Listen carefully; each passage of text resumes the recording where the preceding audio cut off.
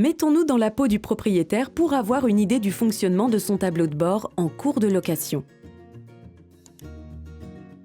Via une SCI, cet utilisateur possède plusieurs biens dont la location a déjà débuté depuis quelque temps.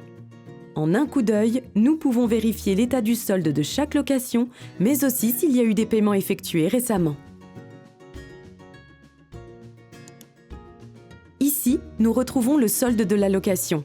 Il s'agit de la balance en cours de ce qui a été payé et de ce qui est dû. S'il s'affiche en orange, c'est qu'il y a un retard de paiement. Vous pouvez accorder une réduction à vos locataires ici. Et au contraire, si une charge que vous avez payée est récupérable auprès d'eux, vous pouvez l'ajouter au compte de la location ici. En cliquant sur « Paiement hors ligne », vous pouvez mettre à jour manuellement les comptes de la location. Cela est nécessaire si un locataire vous a réglé directement hors de la plateforme, en liquide ou par chèque par exemple. Plus bas, les comptes de la location récapitulent les transactions à venir et affichent les éventuels paiements en cours. Vous pouvez également consulter l'historique des transactions passées.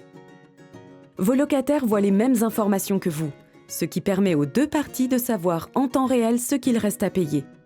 Les lignes de compte vertes correspondent aux paiements locataires ou aux réductions que vous avez accordées. Les lignes de compte orange correspondent aux sommes que vous doivent vos locataires et qui font l'objet d'une quittance. Il peut s'agir d'appels de loyer ou de charges exceptionnelles. Les quittances sont générées et envoyées par email automatiquement la nuit, sous réserve que le solde de la location soit à l'équilibre. En cliquant sur l'icône d'un appel de loyer qui a déjà été généré, vous aurez le choix entre afficher la quittance ou nous demander de l'envoyer en plus par courrier. L'onglet « Historique » permet de garder une trace de toutes les actions auxquelles vous procéderez au cours de la vie de la location. Enfin, via l'onglet « Détails de la location », vous pouvez modifier ou mettre un terme à la location. Vos locataires seront notifiés par email de chaque modification. Nous espérons vraiment que cette vidéo vous aura permis de mieux comprendre le fonctionnement de la plateforme. À bientôt sur InSitio.